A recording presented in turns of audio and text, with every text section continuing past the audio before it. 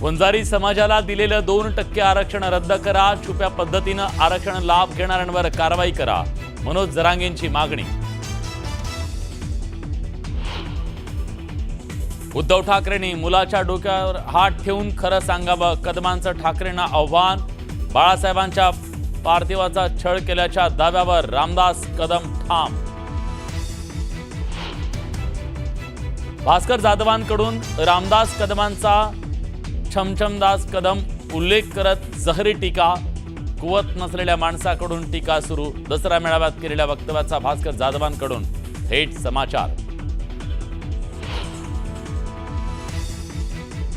नवी मुंबई महानगरपालिकेत 14 गावांच्या समावेशावरून भाजपमध्ये जुंपली. कोणत्याही परिस्थितीत 14 गावांना पालिका हद्दीत राहू देणार नाही, नाईकांचं विधान. तर मंदा म्हात्रे 14 गावांच्या समर्थनात.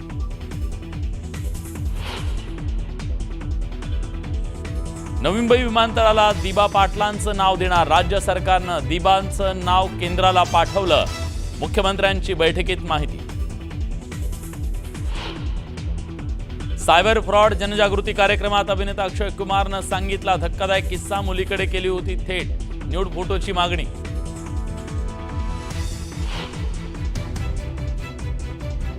सिंधुदुर्गच्या शिरोडा विळागर किनाऱ्यावर 8 पर्यटक बुडाल्याची घटना. 3घांचा मृत्यू, 1 जण बेपत्ता, 4घांना वाचवण्यात यश. सोलापुरातल्या चिंचोली MIDCतील कंपनीला भीषण आग. काही कामगार अडकल्याची प्राथमिक माहिती. कंपनीतून येत आहेत स्फोटांचे आवाज. आपला महाराष्ट्र या बुलेटिनची सुरुवात करणार आहोत आरक्षणाच्या वादंगाच्या बातमीनं. मनोज जरांगे पाटलांनी केलेल्या मागणीनं राज्यात पुन्हा एकदा राजकीय वातावरण तापलंय. 1994चा ओबीसीना आरक्षण देण्याच्या संदर्भातला GR आणि वंजारी समाजाचं 2% आरक्षण रद्द करण्याची मागणी जरांगेंनी केली आहे. आरक्षणावरून जरांगेंनी धनंजय मुंडे आणि पंकजा मुंडेंवर तोफ टाकली आहे. त्यामुळे जरांगे विरुद्ध मुंडे हा संघर्ष पुन्हा एकदा महाराष्ट्रात सुरू झालाय. मी पण लेखी पत्र द्यायला लागलो सरकारला की 1994चा पण GR रद्द करायचा आहे. 50%च्या वर गेलेलं 2% आरक्षण पण रद्द करायचे. तुम्ही त्या बिचाऱ्या बंजारा समाजाच्या 5% जागा खाल्ल्या राव, वाटोळं करून टाकलं. लोकांच्या लेकराची नरडी फोडून खायला जमते. कशाला घ्यायचं बंजारा समाजाचं? नाही घ्यायचं. मनोज जरांगे पाटलांनी आरक्षणाच्या मुद्द्यावरून धनंजय मुंडे आणि पंकजा मुंडेंवर थेट हल्लाबोल केलाय. मराठा आरक्षणाच्या GRला विरोध करण्याची मागणी होत असल्यामुळे 23 मार्च 1994चा GR रद्द करण्याचा पवित्रा जरांगे पाटलांनी घेतलाय. वंजारी समाजाला दिलेलं 2% आरक्षण रद्द करा अशी मागणी जरांगेंनी केली. मंडल आयोगाच्या अंमलबजावणीनंतर ज्या जाती छुप्या पद्धतीनं आरक्षणाचा लाभ घेत आहेत त्यांना बाहेर काढा असा मुद्दा जरांगे पाटलांनी उपस्थित केला. मीही सरकारला मागणी करतोय. आता मी पण लेखी पत्र द्यायला लागलोय सरकारला की 1994चा पण GR रद्द करायचा आहे. 50%च्या वर गेलेलं 2% आरक्षण पण रद्द करायचे. 1967च्या नंतर ज्या जाती घातल्या त्या 180, त्याच्यानंतर मंडल कमिशननं 14% दिलेलं आरक्षण. हे जे आरक्षण आहे या 14%च्या नंतर किती जाती आरक्षणात गेल्यात तर जवळपास 250 जाती आरक्षणात गेल्यात, त्या पण काढा. याबद्दल आता इथून पुढे मागणी केली जाणार आहे. जरांगे पाटील 1994चा GR रद्द करण्याची मागणी करतायत. तो GR नेमका काय आहे त्यावर एक नजर टाकूया. 23 मार्च 1994 रोजी राज्य सरकारनं GR काढला.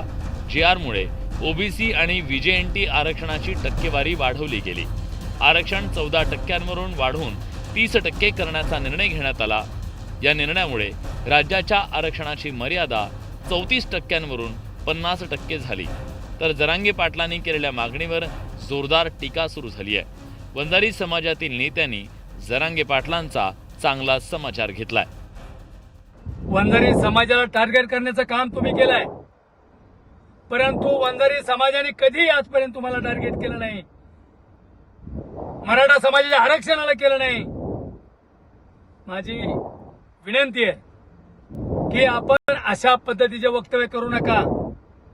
नसता समाजामध्ये तेढ निर्माण होईल आणि जे काही होईल त्याला जरांगे पाटील जबाबदार असतील. जरांगे पाटलांनी 1994चा जी.आर. रद्द करण्याची मागणी केल्यानं काँग्रेसचे नेते विजय वडेट्टीवार यांनीही मराठा आरक्षणाचा जी.आर. रद्द करण्याची मागणी केली.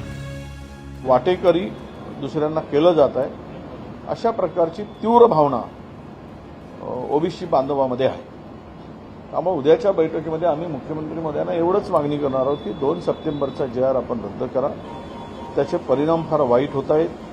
एकही नोकरी शिल्लक राहणार नाही, आरक्षणही राहणार नाही आणि सगळ्या दृष्टीनं मोठ्या प्रमाणात नुकसान होईल.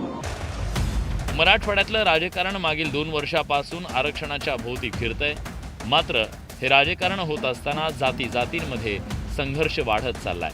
परिणाम सामाजिक वीण उसवण्याची भीती निर्माण झाल्यानं सर्व राजकीय नेत्यांनी समंजसपणे वक्तव्य करण्याची गरज आहे. Bureau report, news 18 Lokmat. मराठवाड्यात झालेल्या मुंडे आणि जरांगेंच्या दसरा मेळाव्यांनी वादाची नवी ठिणगी पडली आहे.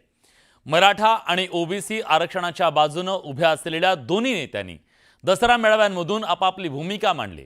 त्यातून बोचरे शाब्दिक वार केले गेले, जे घाव समाजातला तणाव वाढवायला कारणीभूत ठरू शकतात. आमच्या लेकराच्या ताटातलं घेऊ नका एवढीच आम्ही. आता याच्यातल्या ताटातलं काढून त्या ताटात. माझ्यावर बोलायचं नाही. तू जर माझ्या नादी लागला इथून पुढं तर तुला सांगतो मी दोघाचा बाजार उठीन तुमचा. परत क्लिअर सांगतो. आरक्षणाच्या मुद्द्यावरून मुंडे बंधू भगिनी आणि मराठा आरक्षणाचा लढा देणारे मनोज जरांगे पाटील यांच्यातल्या वादाला चांगलीच धार आली आहे. भगवान भक्तीगडावरील मुंडे बहीण भावांच्या भाषणाचा सगळा रोख ओबीसी आरक्षणावर होता. त्याला पार्श्वभूमी होती जरांगे पाटलांनी मराठा आरक्षणासाठी केलेल्या मुंबईतल्या आझाद मैदानातल्या आंदोलनाची. जरांगे पाटलांच्या आंदोलनानंतर राज्य सरकारनं हैदराबाद गॅझेट लागू करण्याचा निर्णय घेतला. त्यावर बोलताना धनंजय मुंडेंनी मांडलेल्या भूमिकेवर जरांगे पाटलांनी जोरदार हल्लाबोल केला. तसं आम्हाला सुद्धा आपल्याला सांगावं लागणार आहे की आरक्षण दिलंय, आणखीन ते आमचं म्हणणं नाही, पण आता याच्यातल्या ताटातलं काढून त्या ताटात. तू तुपलं नीट राहायचं. तू दादा फादान मी असले मोजीत नसतो. रक्ताने हात भरलेल्या लोकांनी माझ्या जातीवर बोलायचं नाही, माझ्यावर बोलायचं नाही. तू जर माझ्या नादी लागला इथून पुढं तर तुला सांगतो मी दोघाचा बाजार उठीन तुमचा. परत क्लिअर सांगतो. तसलं ते ताकाला जाय आणि ते गाडी लपव तसले धंदे नसतात माझ्यापाशी. शक्य म्हणजे माझ्या संग खेळू नको. तू चांगल्या नेत्या संग घ्या. आणि तो यामुळे अजित पवार सुद्धा कार्यक्रम लावीन. मी जर तरायला लागलो ना, मी जातीला एवढा कट्टर मानणार आहे की तुम्ही काहीच नाहीत. मग